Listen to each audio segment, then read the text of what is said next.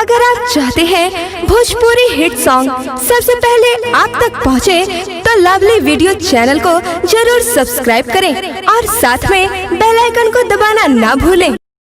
Presented by lovely films production.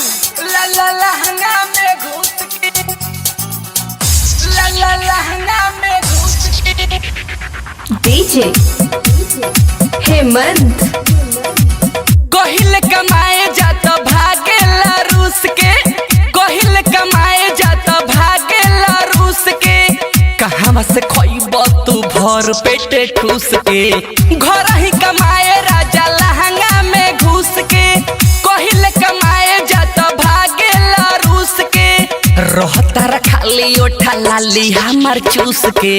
घर ही कमाए राजा लहंगा में घुस के, कोहिल कमाए जात भागेला रूस के। ला ला लहंगा में घुस के, ला ला लहंगा में घुस के।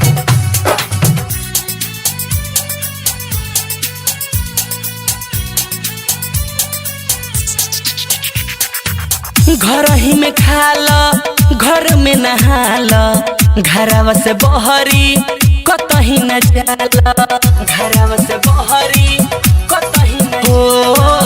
घर ही में खाला, घर में नहाला, घरवा से बहरी कतही न जाला, घरवा से बहरी कतही न जाला।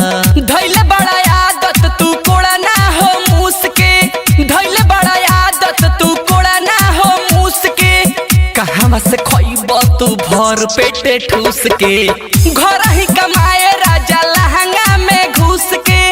कोहिल कमाए जात भागेला रूस के, ला ला लहंगा में घुस के, ला ला लहंगा में घुस के। डीजे हेमंत पेटिया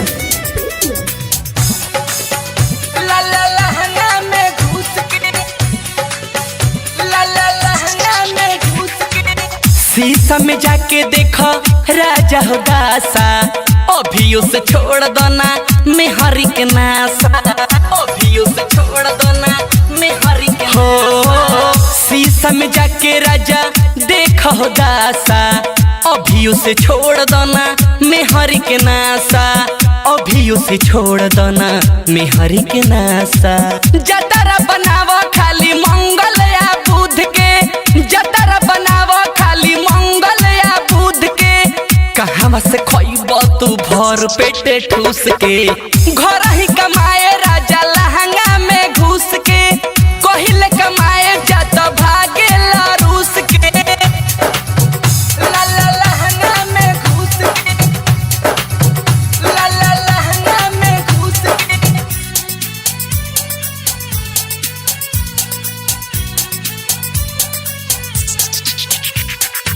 लाला नाला हार सैया देख दुनियादारी, देहिया प पेन्हे खातिर नइखे एगो साड़ी, देहिया प पेन्हे खातिर नइखे एगो साड़ी। मनोजयानंद रौरा देखे दुनियादारी, देहिया प पेन्हे खातिर नइखे एगो साड़ी, देहिया प पेन्हे खातिर नइखे एगो साड़ी। बोली बिहारी हम मर जाई बहुक से, बोली बिहारी हम मर जाई बहुक से। कहाँ से खोइब तू भर पेटे ठूस के, घर ही कमाए राजा लहंगा